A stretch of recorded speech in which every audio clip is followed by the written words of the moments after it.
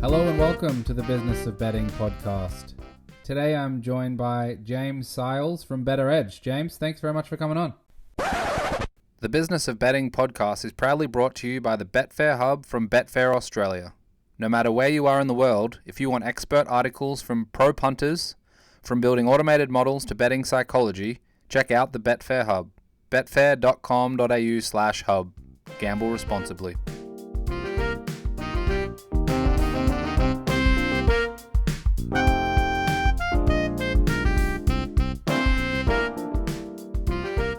Today I'm joined by James Seils from Bettor Edge. James, thanks very much for coming on. Thanks for having me, Jake. It's a pleasure to be here. So I'm looking forward to this, talking about what you've been able to build and what's going on in your world. Why don't you just tell us about James. Tell us where this journey started for you when it comes to technology and building things, let's say, and we'll go from there. Yeah, I mean, how far back do you want me to go? I guess I was born in Denison, Iowa, 7 pound. No, I'm just kidding. I think for me, the vision behind Bettor Edge was definitely born because of my sports fandom. I grew up playing every sport that I possibly could in high school, which actually wasn't hard because I went to a high school with only 10 guys in my graduating class. So needless to say, it was tough enough to fill the football team, let alone the talent that required you to be on the team. So it didn't matter how much talent I had, I was able to play every sport. And so that really started my sports fandom. And then I didn't really get into watching sports until college. I went to University of Iowa, majored in accounting and management information systems. Met a group of buddies there, really got into watching college football, the Hawkeyes and other college sports, and then started getting into more professional sports and watching more of those. And from a betting standpoint, I didn't start betting until after college. It's actually a funny story that I like to say on how I started betting. It was like 8 years ago, March Madness. University of Wisconsin was playing in the first round of March Madness. I don't know who they were playing, but the over-under line was like 135. And, all my buddies and I were Big Ten guys. And if you know anything about Wisconsin basketball, they typically wait until the end of the shot clock to even to shoot. And so them scoring 60 points at the time was crazy. And we knew they were going to win. So we were like, all right, let's take the under. So we bet like $10 on the under at the time, and we won by like 15 points. It was way under. So we all thought we were geniuses, and quickly realized that we were not with later games as we lost a bunch in a row. But that's really where I got the betting bug. That kind of grew over the years and sort of merged with my technology background. I started building apps and stuff for my buddies and I to use to track our bets, track our competitions, and then started taking competitions that we were doing on weekends and taking them out of Excel and putting them in little web apps and then mobile apps and so forth. And so that's really how, my technology background started merging with betting. And then eventually so when I was building all of these apps, I subscribed to Sport Radar, which is a company I know you're familiar with, Jake, to get data to help supply the apps. And, a few years later, Sport Radar emailed me and asked me to join an innovation challenge. And I had this idea brewing in my head. I reached out to a couple of buddies. They made the idea better, and we went and pitched it at the innovation challenge and won. And so since then, we've been building this product on nights and weekends, and finally here where we are today. That's awesome. And I can tell everyone listening to this who are gamblers will know, remembering a spread or a total from 8 years ago from a college basketball game in round 1 of March Madness is a common thread among us gamblers out there. It's a weird thing. I can't even remember my wife's birthday or, my address sometimes, but I can remember, similar things when it was a bad beat or a good win like that. It's funny how that's always the same. But tell us through that period, those years from, when you're picking up betting and gambling, what was that like going through that period? Because I know thinking back, it was probably a Nevada sort of sports betting environment in the US, and things were totally different to what they are today. But just tell us, not necessarily specifics, but more like, within friend groups and things like that, how was gambling approached? How was it talked about? Was it only I guess, did it emanate from fantasy leagues and stuff like that? Or was it really a very common thing that, even though it wasn't necessarily widespread in the media and widespread like it is today, or the direction it's heading today, but tell us a little bit more about Yeah, it definitely wasn't a common thread. I think for us, it was almost felt as sort of shady. You know, living in states not Nevada and not New Jersey, and some of the ones that were legal early on. The only way to do traditional betting, non-daily fantasy, was either to go to those places or have a bookie, or some people that would use offshore betting sites. So I think that it was always considered a little shady, which caused us to maybe not talk about it publicly as much as we do today. But what I found really refreshing was, instead of doing all of this stuff with the offshore sports books, we sort of started to create our own little betting ecosystems within friend groups. So instead of having to go to a bookie, um, if you have a large enough group of people, you're going to have enough people that like to take opposite sides of you. So you can sort of do betting within internal groups, just like you would with a bookie. And that's where we started getting excited about betting and started to talk more about betting. So, what makes you look at the betting space more than any other space? Because I'm sure you had plenty of other options, especially coming out of college and then through those first few years post college.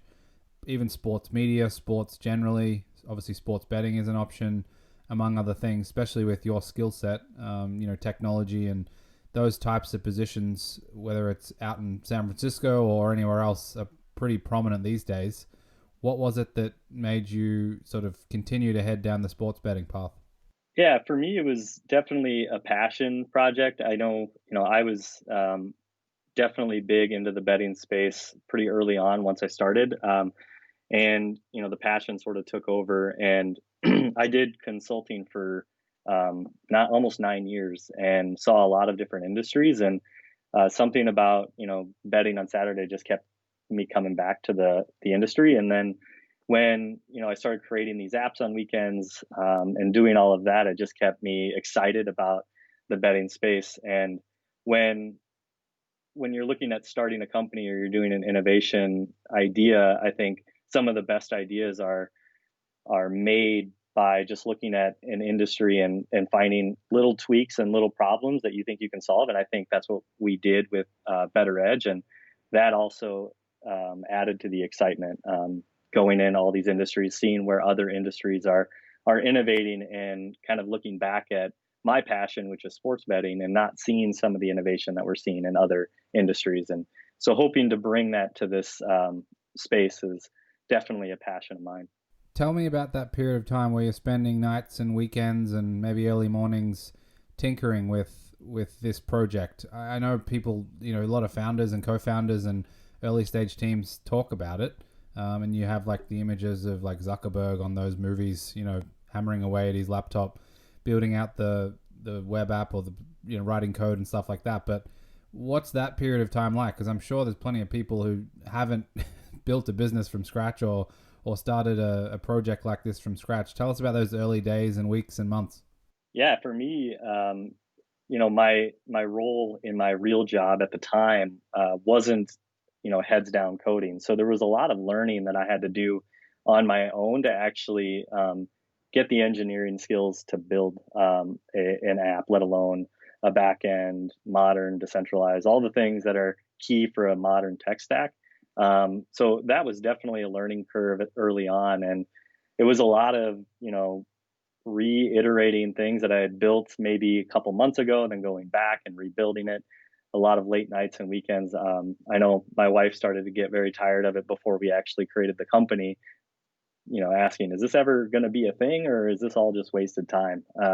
So thankfully, it hasn't been a waste of time. But yeah, it was a lot of time, a lot of learning new things, and yeah, I think for me, when you're passionate about something, it doesn't feel like work. So I think when you're all of a sudden looking up and it's 2 a.m. or 3 a.m. and you've got a meeting in the morning with your real job, you don't feel as tired as you might if you were doing something that you weren't passionate about. So I think most people that are doing stuff like this are definitely passionate about doing it. And so that's what helps you kind of continue on and go and make, make the product that you're passionate about. And that's what we were able to do.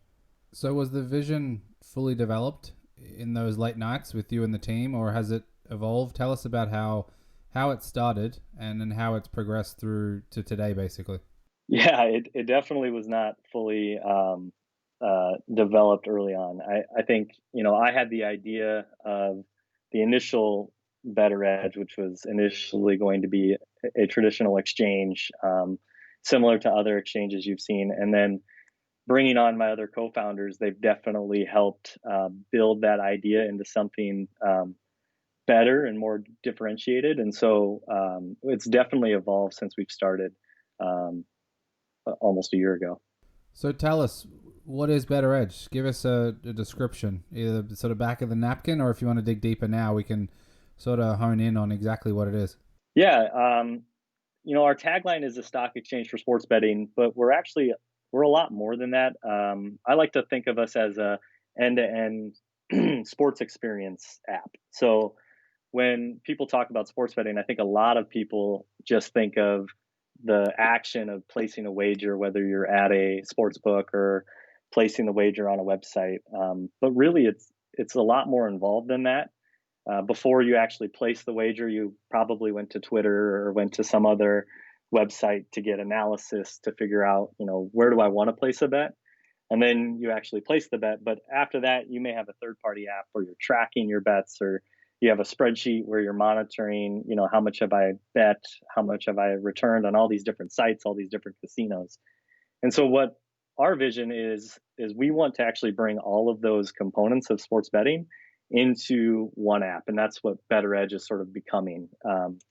And so if you look at that same timeline, it's easier to explain Bettor Edge using that timeline. So we have our social feed and our social component. So if you sign up on the app, you get a social profile, and it works similar to other social media. You can get followers, you can comment on people's actions. Like if they make a bet, you can get a little camaraderie about talking about bets and positions and different prices that people are getting them at. We also have more and more experts coming on the platform that are providing analysis and why they're picking games and all of that good stuff that you may get on other sites. That's starting to come on the platform. So you can use the social feed to get that information. And then you can actually bet on our platform as well. So there are 3 ways you can bet. Number one is the exchange. So just like a stock exchange, if you wanted to buy a bet, you just place an order out there for a side of a bet with a specific price or odds. And as long as there's an order on the other side, it'll fulfill into what we call a bet position. And then on our platform, you can use it just like a regular betting app. You can wait for that position or that event to end and take your payout or lose your bet.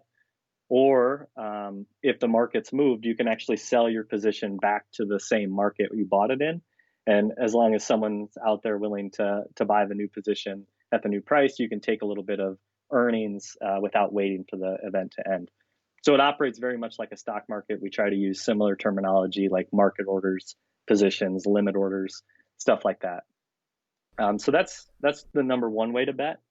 The second way is we do have the core peer-to-peer functionality. So if you wanted to do a head-to-head challenge with a buddy, I know with my buddies, a lot of times we get a little crazy with lines saying, I'm so confident about the Hawkeyes this weekend. I think they're going to win by 20 or something. And people try to reel you back in, but it's a good way to do crazy lines or do more intimate betting against people directly without adhering that bet to the market for the market to actually pick you apart. And so we do tracking on head-to-head stuff, so you can do some smack talk on the app and all of that fun stuff that you do with your buddies traditionally. And then the third part of the betting component of the app is you can actually we have competitions. They're not like daily fantasy competitions where they're player based and you draft based on salaries. They're all event based.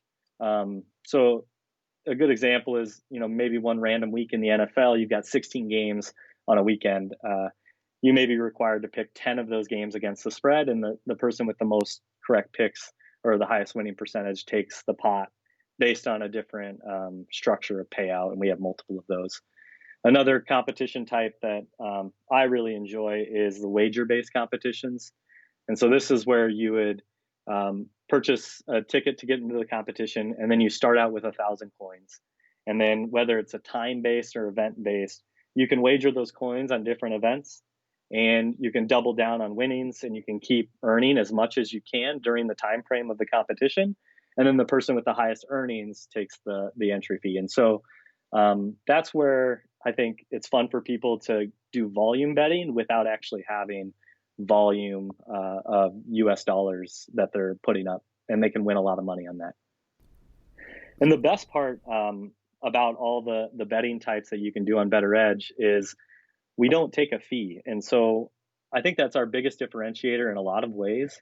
In our exchange, if an order gets exchanged, it's because the implied probabilities added up to 100%. And not to get too technical, but when you go to a sports book and you buy, a bet, let's say it's an even bet, you're still going to probably get minus 110 odds, minus 110 odds on each side. And so those implied probabilities add up over 100%. So that's the hold or the vig or the juice or whatever you want to call it that sports books are taking. We don't take that. And so a minus 110 bet on a sports book would be minus 100 on Bettor Edge, assuming that the markets are the same. So we don't take fees there. We don't take fees with head-to-head competition or head-to-head challenges either. And on competitions, we don't take fees. So I don't know.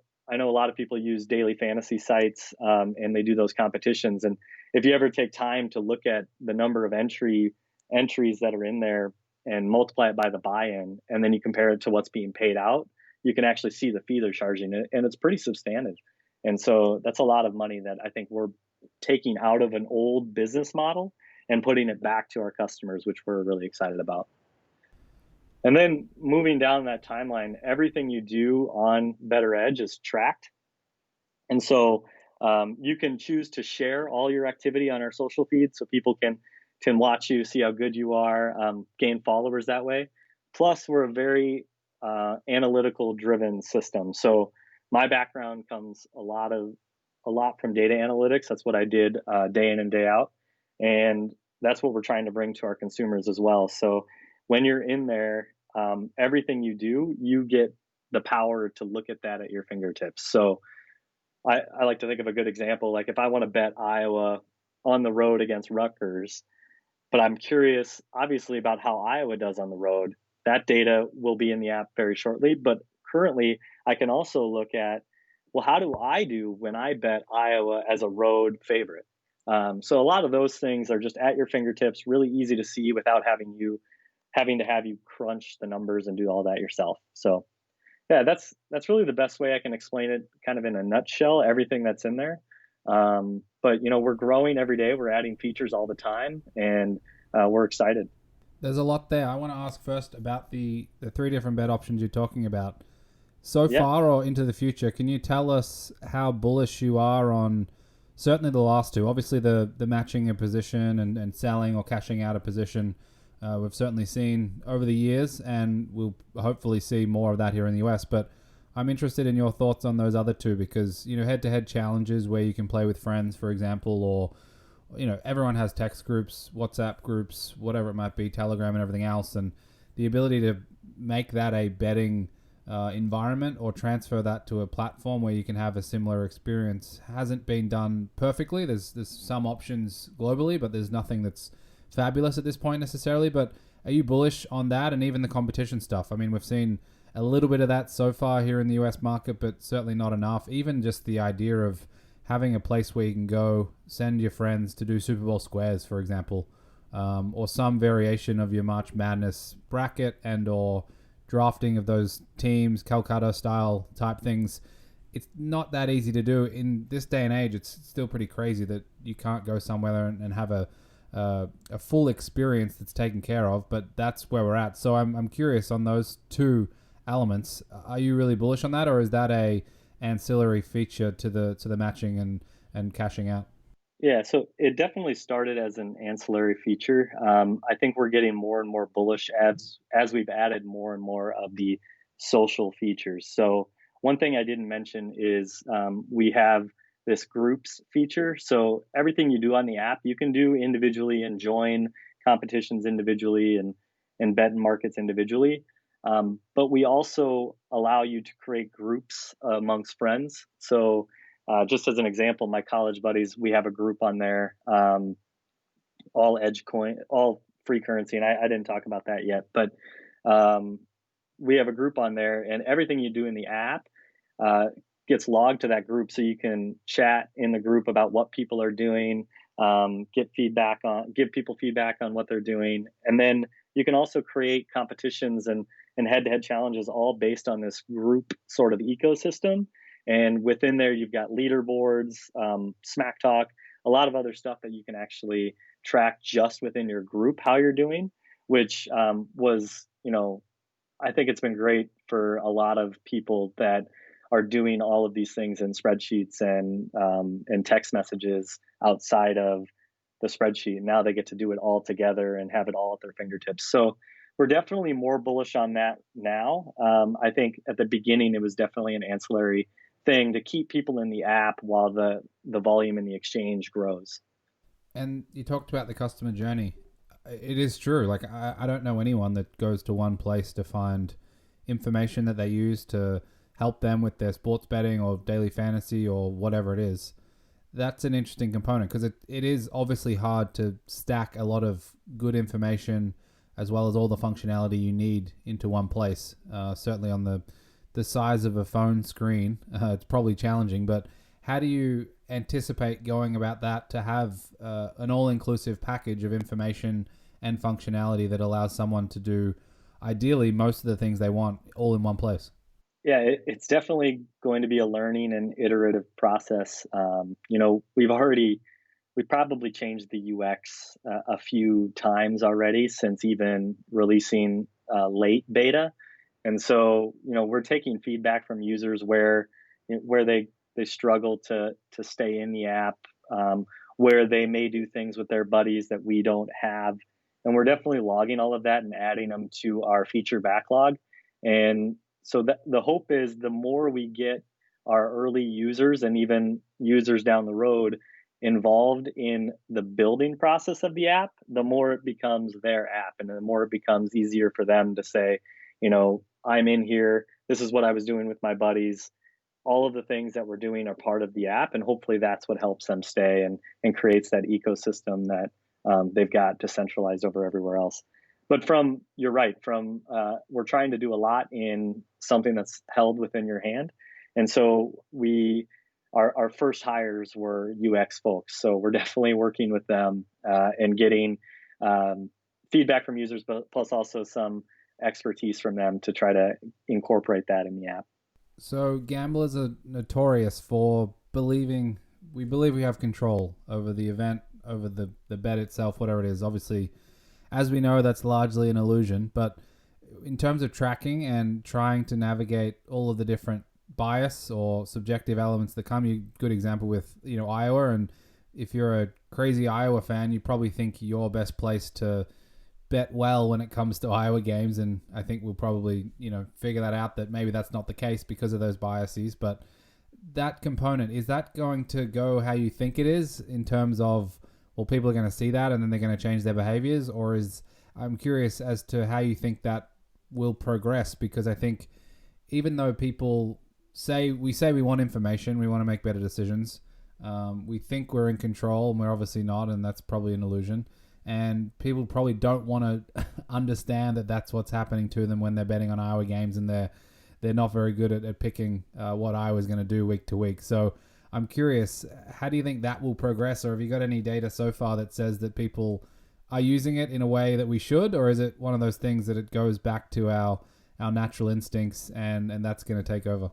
Yeah, I think early on, it's definitely the early users are using it as bias favorite teams to bet for enjoyment. I think as we grow, we're likely going to see more of the professional style bettors come in. And For that, I think one thing that's great on our platform versus Twitter and other things where every person in the world can go on Twitter and say they picked Iowa correctly 75% of the time. Our platform, everything you do is authenticated and verified, so no matter what you say, your stats may show differently. So if you're looking to get advice from someone on whether it's Iowa or whether it's just in general betting, you have verified data there to prove that they are actually knowledgeable in what they're saying. So we're hoping that helps people gain confidence in what they're reading from our users that are posting memos on our social feed. And, with that, I think with that confidence comes a lot more, confidence in betting decisions and other things that you're doing on the app. Tell me about 2021. We've obviously got through last year, which is a nice thing to say out loud. What does this year look like? You mentioned before the team's growing, you're adding people, doing it more full-time as opposed to the late nights and early mornings. Tell us about what a successful 2021 might look like. Yeah, so like I said, we officially launched in October of 2020. So we're only a few months into this thing. And so we are really starting marketing efforts now. So I think a successful beginning of 2021 is to see our user growth grow. And we're hoping that, helps with activity, not only in the exchange, but also in the social feed and getting more people on the app to actually post content, post expert advice, and all the things that we want to see the app become. Start to see that happen in the early part of 2021. We definitely want to see our team grow as well. I think, for me, it's been a journey, not only when I was part-time, but even now, doing the back end, the front end, all of that stuff. So hoping to see our engineering team grow. That way we can, I feel like we're very quick with feature development and getting new things out there. But I think we can be even more quick if we obviously grow our engineering team. The other thing that we're really excited about early 2021 is right now our bet types that we offer are, winner, money line, spreads, totals. By the March Madness, we should have player prop markets available. And then after that, we're going to continue with new bet types and stuff going forward. So from a product innovation standpoint, we're definitely going to be adding new features as well. But yeah, we're just hoping to grow users, get more feedback, and definitely grow the product here in the early stages of 2021. So people that are interested in the product, how do they go about using it? I think you mentioned very, very briefly before about the Edge coin and how that operates. So tell us a little bit more about if I'm an interested person who wants to take a look and be one of those early users, what does that entail? Yeah, so you can get the app. Just go to www.bettoredge.com. I mentioned Edge coins. We do have fiat currency, so we do have real money as well. You can deposit US dollars and bet depending on what state you're in. And we're legal in most states in the US, so you can definitely do that. You go to www.bettoredge.com, you hit join, you sign up. If you want to use real money, we do have some know your client procedures that we go through. So you'll have to verify your identity, which you can do within seconds, which is very easy. And then once you do that, you can deposit money and start betting and start using the app. If you don't want to use real money, we have the Edge coin version where you can use fake coins and play around and learn the app before you decide that you want to dive in. So it's really easy to get started and get signed up. Let's talk a little bit more longer term.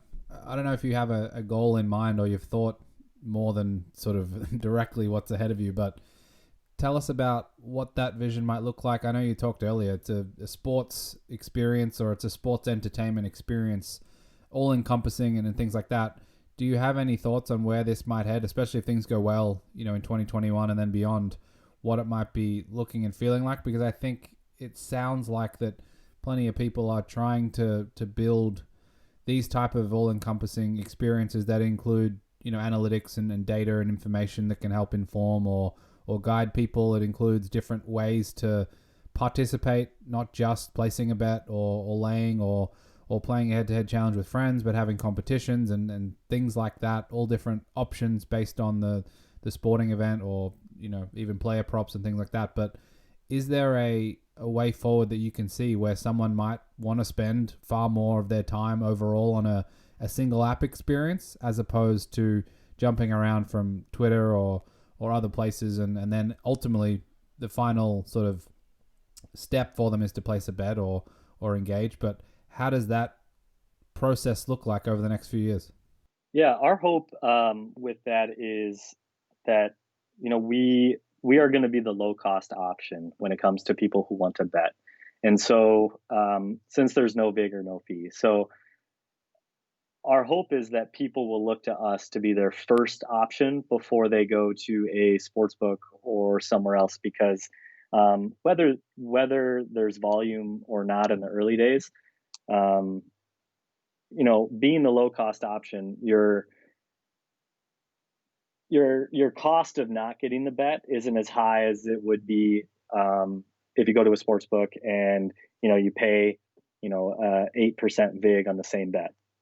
And so since we're the low cost option, as long as people keep coming to do the betting, we're hoping that the volume around the other components of the app help take that person and sort of decentralize them to use other components of the app as well.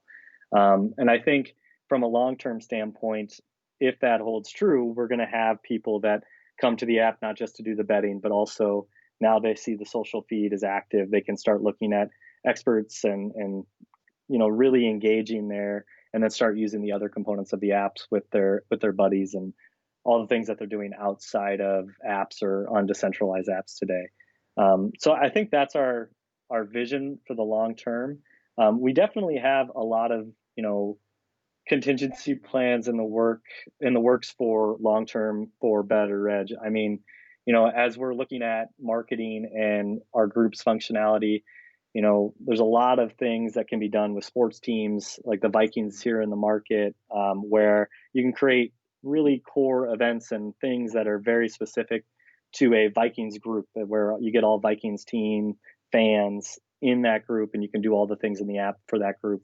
I think that's definitely one of the visions long term as well. And we definitely are constantly thinking of contingency plans as we go forward.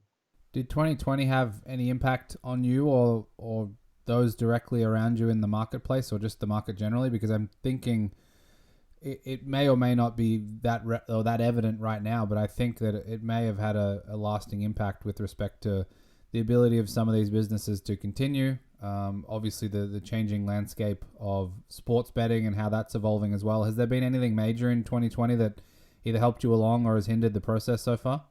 Yeah, really, thinking back at 2020 and where we were when the pandemic started, we were definitely bootstrapping, which I think, when you look at other companies and big competitors in the space where they're spending millions and millions and millions of dollars and they get hit with something like the pandemic, it benefited us in a way that, we weren't spending any money. So we were able to just go heads down during the pandemic and build and build and build. And now that we're sort of hopefully coming out of it, we get to come out of it with a better product, but no debt. And so I think that is going to be huge and beneficial for us in comparison to some of the competitors that were spending money prior to the pandemic and had to, shut down maybe for a little bit because sports shut down. So I think that part helped us from just a team standpoint.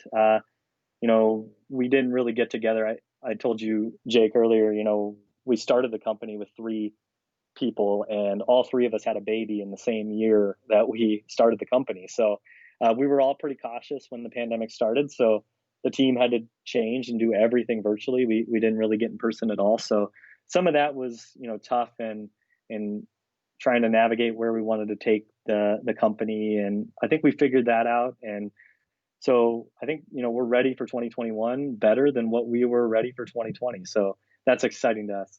One last topic I want to hit on, not a gambling topic necessarily, but you talked about the Innovation Challenge. You see a lot of these sports tech groups or competitions or challenges or programs, whether it's even at a league level. There's different accelerator groups that exist at sports league level. Even out on the West Coast, there's plenty in that sort of tech ecosystem.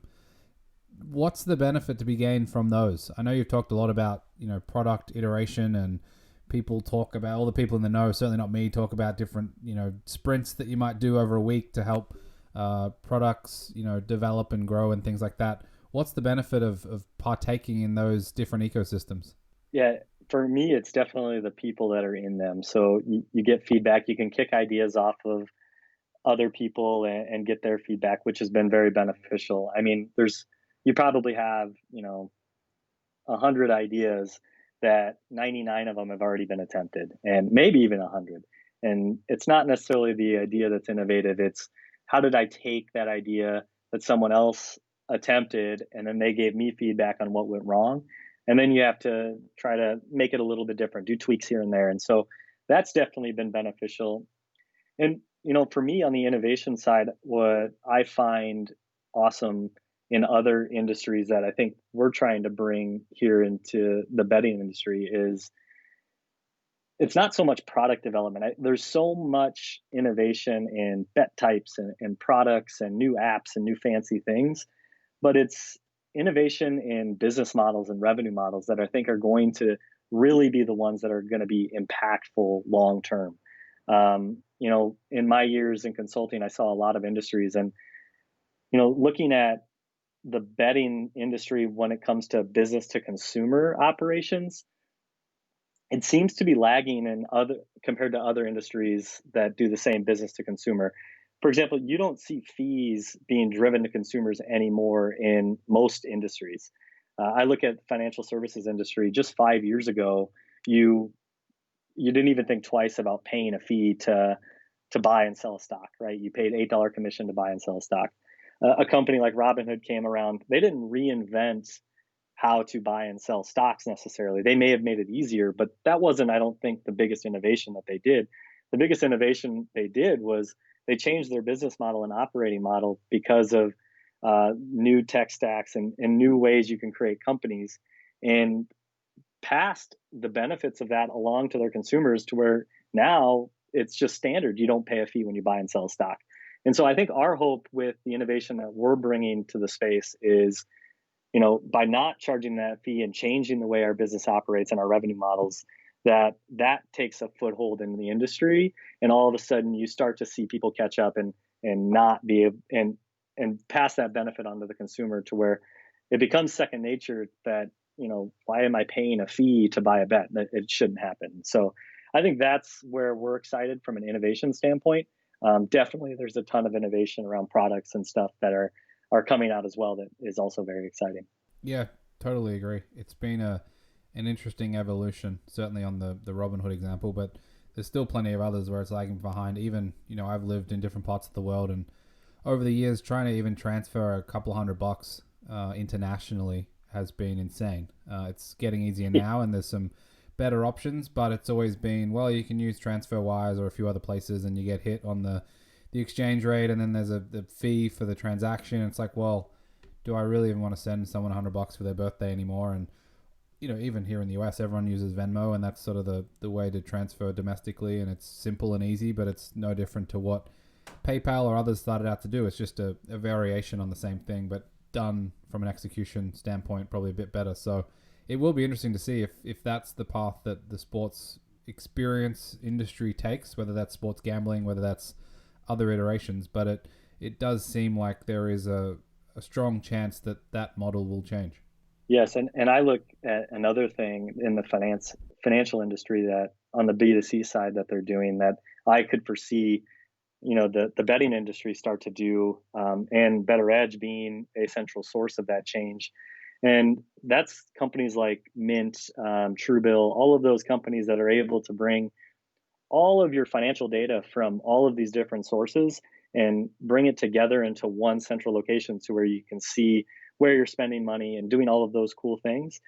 I think bettors, we bet at so many different casinos. We go to different places and place bets. And I think opening up access to my data as a consumer at all of these different places via APIs and via OAuth type connections to where, we can start bringing the data that you're betting, your betting data from other places, and incorporating it and marrying it up with your betting data on Bettor Edge and other places, and show you a full picture on where you're winning, where you're losing, and doing all that. Casinos definitely have that in their back end, but I think opening that transparency up to the players and the bettors would be a massive innovation change that we can't do ourselves. We need the industry to start to move that way, to open up that access. But I would like to see that happen as well.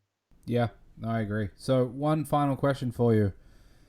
You've obviously been at this for a while now. Obviously, part-time and now obviously full-time.